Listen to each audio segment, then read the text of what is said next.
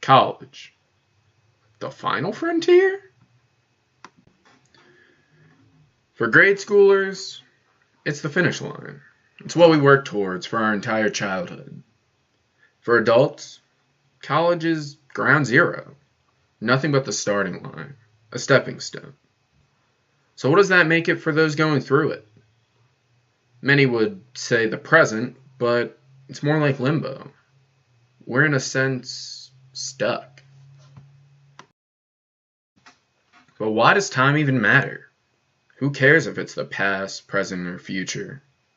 Well, your future self does. Yeah, you know, the you who's going to be paying the price for what you're doing now. The you that will have to pay back the student loans. The you who will be suffering from your current diet and exercise regimen. That you. The you that the majority of college students neglect. So that's what I want to bring up. Those habits.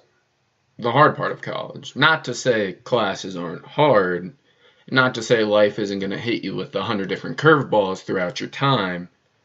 But we can agree on one thing. You gotta eat. Well, why is this a habit, you might be wondering? It's simple. College is more than likely the first time that people are living on their own. Meaning their parents probably aren't in the kitchen whipping up dinner on any sort of consistent basis. And so you're on your own. Where do you start? Well, we're no longer a hunter-gatherer society, so we can't go catch our food all the time.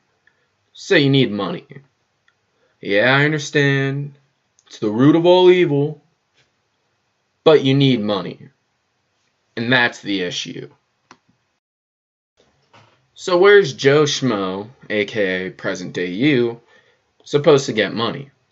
Well, there are a couple of different routes to follow. A, you could get a job. B, get a meal plan. Or C, starve. We can go ahead and rule out C because we agreed earlier, you gotta eat. That leaves us with A and B to break down. Getting a job sounds nice. It can fill up some free time after classes, and of course you get money for the work completed. It could also give you a foot into an industry by way of references or literally getting your foot in the door. But there's a bit of an issue when it comes to food. You get paid later for the work you're doing now, with it usually being a paycheck about every 2 weeks. So what if you get sick? If you don't do your now work, then you can't get your later money, meaning you can't get your groceries and you can't eat. And you gotta eat. On the other hand, a meal plan is nice in other ways. First of all, you'll know exactly how much money you have right from the get-go. And you also have a more carefree attitude about swiping your card for the upcharged prices in a market on campus. However, remember future you, who we pointed out that you're neglecting?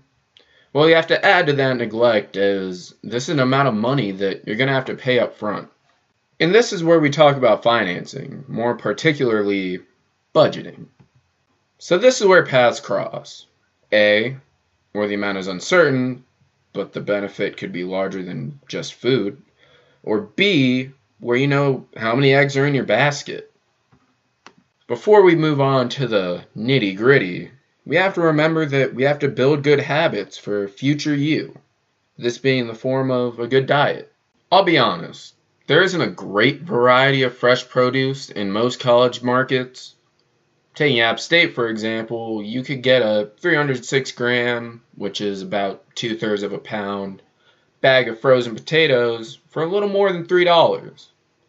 While at Food Lion, you could get a 5-pound bag of fresh white potatoes for the same price. Even canned goods are more expensive, a can of Chef Boyardee being 99 cents at Food Lion and $1.99 on campus.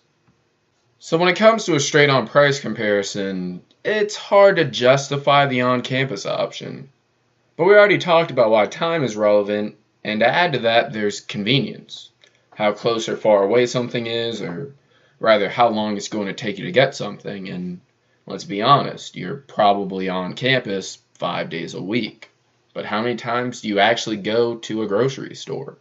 When it comes to this convenience, you have to remember that your free time is being eaten up by your job. So you're going to either have to plan ahead and prep meals like what author Michael Pollan said, and cooked, or you're going to be stuck cooking after you get off the job. The issue with the latter is that you're likely to be tired and you're going to want to cut some corners, if that's microwaving a meal or just cooking something simple like ramen noodles. On the contrary, with your free time that not working and having a meal plan provides, you'd be able to cook more easily, give more time and effort to it, but your options are a little bit limited on campus. Financially, there is only one right answer. Get the job. What's the point of allocating money to a meal plan if you're essentially going to waste it on upcharged goods? But when you think about the dietary aspects, the only right answer is the meal plan. You need time to cook after all. And then there's the case of that poor sap, future you. They're either going to be further in debt or further out of shape. So when you're really thinking about them, and you go to pick the logical choice, guess we gotta settle on C. Starve.